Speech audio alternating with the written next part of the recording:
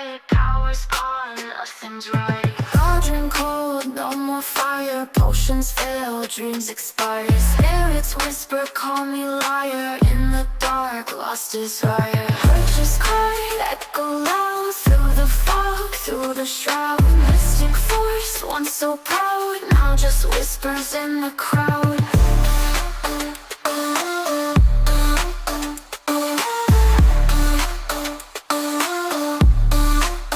Babalan TV.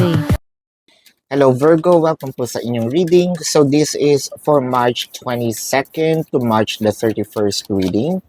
Para po sa mga bago, don't forget to click the subscribe button, smash the like button, comment below kung kayo po ay nakaka-resonate, and hit the notification bell. Kung gusto niyo pong sumali sa ating live sessions, doon po yan sa ating kabilang channel, that is Babaylan TV. No, yan po ang ating unang channel catered for our international audience. So kung gusto niyo pong sumali, you're very much welcome, no? Huwag po kayo matakot, mababait po ang mga tao, no?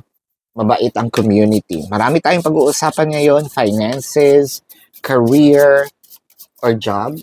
Of course, the majority of you are here for romantic reading. So, sa mga singles na naghahanap, doon po sa mga singles na may mga crushes, sa mga in a situation, no? No label. Ayan, nasa situationship. Sa mga magjowa, mag-asawa. If there's a third party, pwede nating i-check yan, no? I want you to know that this is a general reading. So you may resonate po sa buong reading na ito or baka kaunti lamang. Take what's only yours. At kung gusto niyo sumali, no, sa ating raffle, doon po sa Facebook yan, no, for a free video personal reading. Ayan. Sa Facebook lang po ako pipili, no. So follow me, meron po akong video doon na pinin for the mechanics. Ayan. So magsimula na tayo. Virgo. So, medyo sinasarili natin itong mga bagay-bagay. I feel like itong ginagawa natin pag sa sarili, no, or pag-keep ng information, which is makakabuti sa atin. Kaso, no, porket hindi tayo nag-share, hindi natin ito ibinabahagi. Parang yung ibang tao naman is iniisip, meron kang gustong gawing masama. So, merong mga malisyoso, no, na nag-iisip na either itong aking, kung nagpo-post ka man, ito ay para sa ibang tao, may sumasalo, no? So, parang feeling nila ako yung pinapatamaan.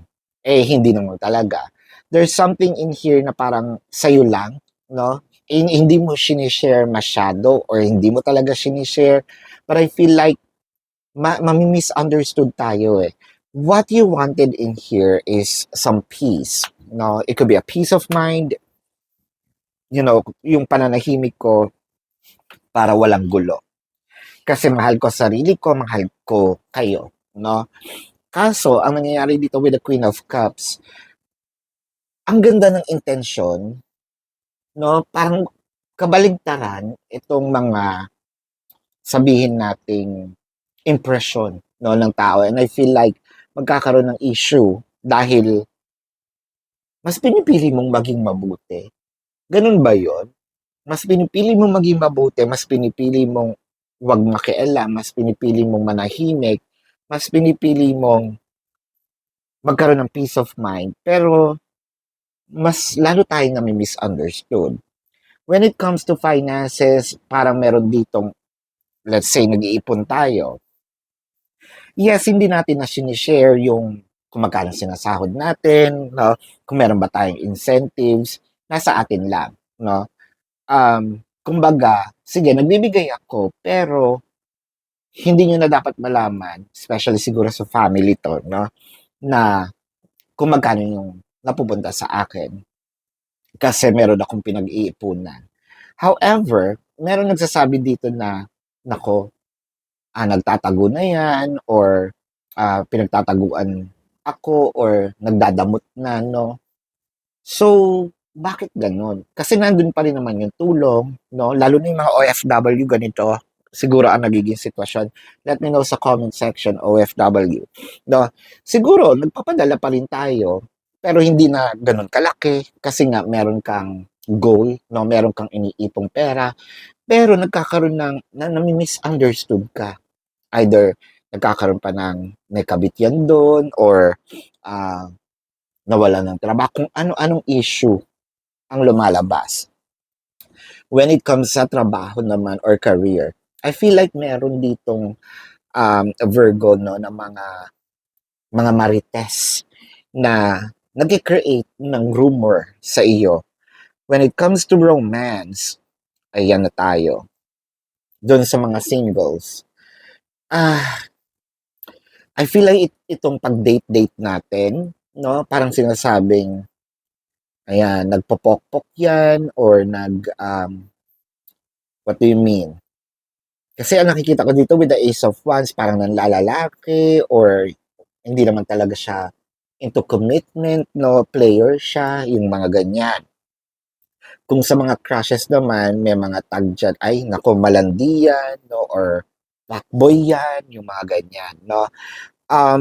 When it comes to no labels, siguro may mga connotations dito na, naturalesa niya yan, no. Hindi yan nagre-relasyon. Mabilis yan magpalit ng mga karelasyon niya. Kumbaga, higad, ayan, higad ang nananalaytay sa kanyang mga ugat, hindi dugo, ayan. Naku, kung ano-ano na yung mga sinasabi dito, no? Kung magjowa naman, I feel like, yun nga, may mga issues na kumakalat, merong third party, at ikaw, sa iyo pinipinpoint, no? Chances are nakakita ako dito ng, ang masakit dito, family members pa. Either family members mo or family members ng jowa mo, no? Ang masakit kasi, lalo na kung mag-asawa, no? Um, Dapat kasi, wala nang ganun eh, no? Mag-asawa na nga eh. Kaso, merong sa mga pananatili mo, meron talagang nag-a-attempt, no, para maging walang hiya tayo, para sumigaw tayo, magwala tayo, tapos ipo-provoke ka, no? Sinigawan ako, masama ugali niya, pero sila gumawa ng senaryo, sila gumawa ng eksena, tapos ikaw, nag-react ka sa kabastusan nila, ikaw ang bastos ngayon. Ayan tayo eh, no? Um, Temperance, Strength card, Queen of Pentacles, Queen of Wands, the Four of Swords. At first, pinapatulan, nung pinapatulan, no, medyo bastos. Nung nanahimik, bastos pa din, nakakapagod itong sitwasyon mo. Siguro kung nandun ka sa bahay, no, hindi ka na naglalalabas. Kung magkakasama kayo ng bahay, hindi ka na naglalalabas. Nasa loob ka ng kwarto. Hindi ka na, ni ayaw mong makipag-usap. Para kang keketongin, no, or magkakaroon ka ng galis kapag lumabas ka. Hindi ka komportable. Chances are gusto mo nang lumayo, magsarili, umuwi, no, kung wala yung jowa, what have you. Let's check dito sa finances. Kasi you're trying to get to achieve something. Pero dahil kasi merong mga pumipigil dito para makuha mo itong bagay na ito, parang para sa iyo yun eh. Kung meron mang mana, kung meron man ditong taong dapat maghabol ikaw,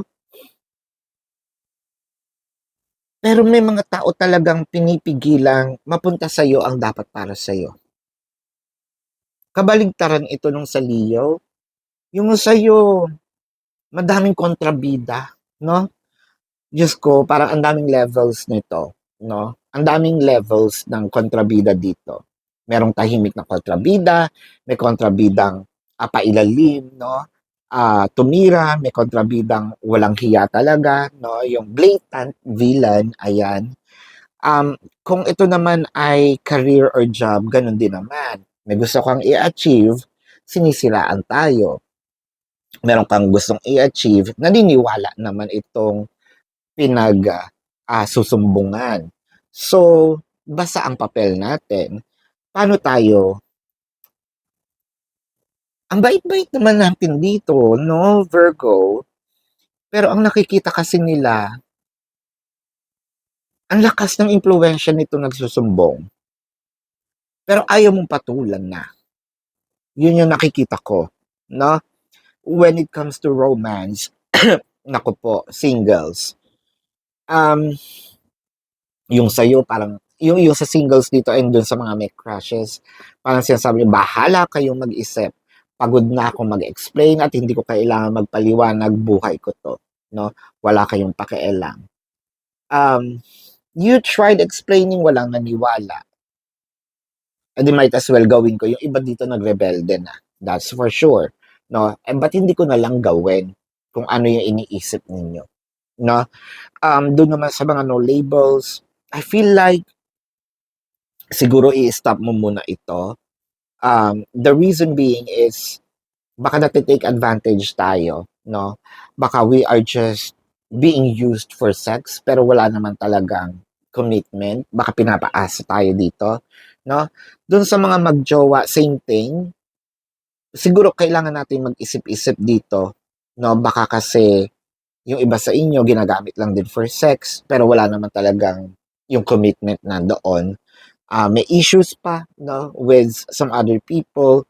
So I think that you need to um, do some shadow works and probably be on your own for now para makapag-isip-isip. Travel perhaps, no? Para sa mga mag-asawa, hindi naman hiwalay ang solusyon dito. Pero kasi nakakapagod. I feel like kailangan lang ng understanding, no, ng mag-asawa dito. If needed, siguro, no, there should be an attempt of parang sabihin na pagod na ako, kailangan nating humiwalay. Hindi ito yung week para makapaghanap, pero at least ito yung week para pag-usapan, no? Kung ano yung nagiging issues. So tingnan natin yung ibang cards dito. Virgo. Gusto ko lang pong ipaalam sa inyo na doon po sa kabilang channel na Babaylan TV, yun po ang ating unang channel catered for our international audience. So nagla-live tayo doon, pwede kayong magtanong. Kung hindi po, no, ninyo maabutan yung Babaylan TV, yung live, pwede naman kayo magtanong dito sa ating comment section as long as yung question po is answerable by yes or no. Pero kung hindi kayo papatulugin ng yes or no na sagot, dumiretso po kayo din sa ating website. Sa description box ng video na ito, there is a link. Click the link, i-route kayo dun sa website. Nandun po yung information, question form, name, number, QR code, amount per question for your reference. Take advantage of the 4 questions plus 1 kasi nga po ito ay discounted na. And if you want to book a private reading, nandoon po. Speaking of private reading, kung gusto nyo po munang itry, no, or wala tayo pang funds for now, pwede ko yung sumali doon sa raffle, no? Sa Facebook po, meron po doon pinned video, nandun po yung mechanics. By the end of the month, doon po ako pipili, no, ng lucky winner or winners, no? So tingnan natin yung ibang cards. We were always meant to meet. It was written in the stars. I feel like kailangan tong pagdaanan for someone to learn. Either ikaw, yung person, or both of you needs to learn something. Siguro ang kailangan mong matutunan dito is a discipline for your temper, or kailangan nating mag-stand sa ating, no, mag-stand ng ating ground. Doon sa kabila, siguro is, sarilinin ang kanilang buhay, no? I-check ang kanilang bakuran bago sumilip, no, sa domain ng iba. Let's get some message from the universe. If you are noticing changes within you, it's because you are leaving the old version of yourself behind. Ito yata yung sinasabi nga na kailangan na nating mag-shed ng skin, no? Kung masyado tayong mabait, huwag naman tayong tumalon agad sa pagiging walang hiya, no? Lumaban tayo ng bongga. Lumaban tayo ng yung mai-uplift natin, no? ang ating dignidad, ma-uplift natin ang ating pagkatao, no? Huwag naman tayo dumating dun sa part na pagiging marahas. Muna, ayan, you are elevating, shedding unnecessary layers. Ito yung sasabi ko kanina, you're shedding skin, no? Baka kasi sa sobrang bait natin na take advantage tayo, no? And a new beginning are on the horizon. You deserve this new chapter. I feel like this is a rebirth of a new Virgo, no? This is a rebirth of a new version of you. Stronger, palaban, fierce, um, and I feel like abundantly, no? Independent. Yan. So let's check the zodiac sign of your person. This can be their sun sign or a placement in their chart. I am seeing Scorpio, Leo, Sagittarius, Taurus, Pisces, Cancer, Capricorn. This is your reading. Love and light to you. Namaste. See you po sa susunod na readings. Goodbye.